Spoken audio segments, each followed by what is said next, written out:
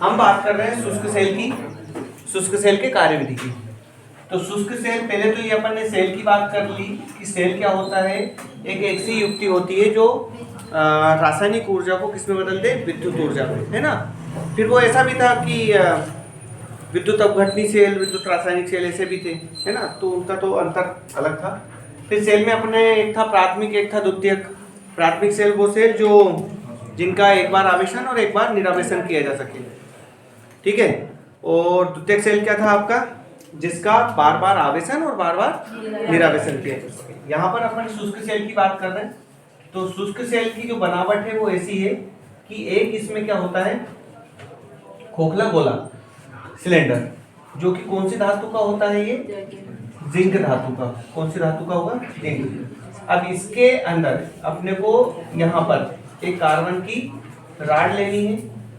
Carbon की rod को अपने ग्रेफाइट भी बोला है। यहाँ ऊपर एक पीतल की टोपी लगा देनी है। यहाँ पर वो प्लास्टिक की एक सील लगी होती है जो इसको यहाँ पर इसके संपर्क से रोकती है इसको।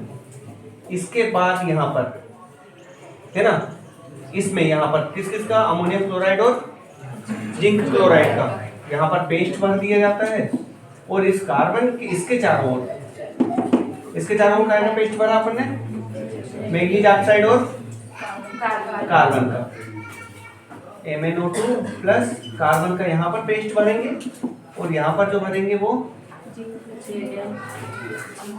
Ammonium chloride plus zinc chloride का पेस्ट भर देते हैं। तो ये आपका कौन सा सेल बन जाता है, शुष्क सेल। जो ये जिंक वाला हिस्सा रहता है ये एनोड की तरह कार्य करेगा माइनस, और ये जो करता है वो कौन, कार्बन।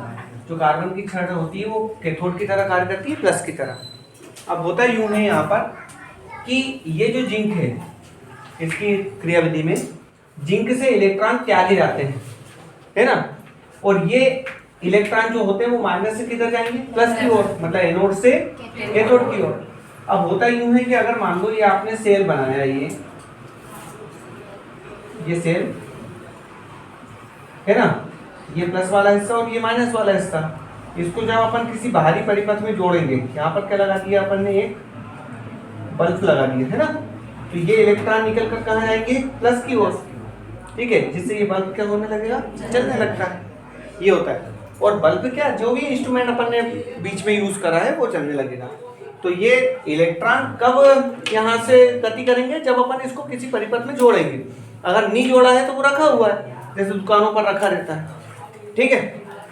यही कारण है कि अगर मान लो आपके घरों में रिमोट है या बैटरी है या फिर जिंच जो भी आप सेल का यूज करते हैं, तो आपसे बोला जाता है कि यदि आप उसका यूज नहीं कर रहे हो तो वो सेल निकाल के रख देना चाहिए। निकाल कर रख दोगे तो ये क्या है, परिपथ टूटा हुआ रहेगा, तो वो जो उसकी टोटल रासायनिक क्रिया है वो वैसी की वैसी बनी रहेगी, रासायनिक ऊर्जा, है ना। जैसे अपन उसको परिपथ में जोड़ेंगे तो फिर वो काम करना लगेगा।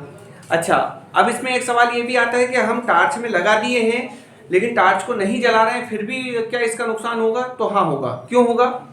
क्योंकि टार्च में जो अतिरिक्त तार वगैरह जो होते हैं उसकी कुछ ऊर्जा उसमें व्यर्थ चली जाती है, लगा रहता है वो, है ना। इसलिए अपने को क्या कर लेना चाहिए, उसको निकाल कर रख लेना चाहिए।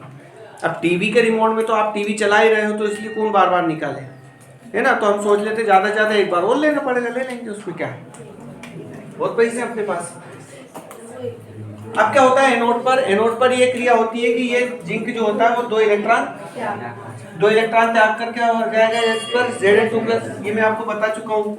Zn का परमाणु क्रमांक कितना है, 30, मतलब इलेक्ट्रॉन भी 30 और प्रोटॉन भी 30। दो इलेक्ट्रॉन त्यागे का मतलब अब इलेक्ट्रॉन कितने हो गए यहाँ पर, हाँ इलेक्ट्रॉन कितने हो गए, 28। और यहाँ पर पी कितने ज्यादा दिखने लगेंगे, 2, मतलब प्लस चार्ज इस पर 2 ज्यादा दिखने लगेंगे, इसलिए इस पर 2 ज्यादा लगा देते हैं।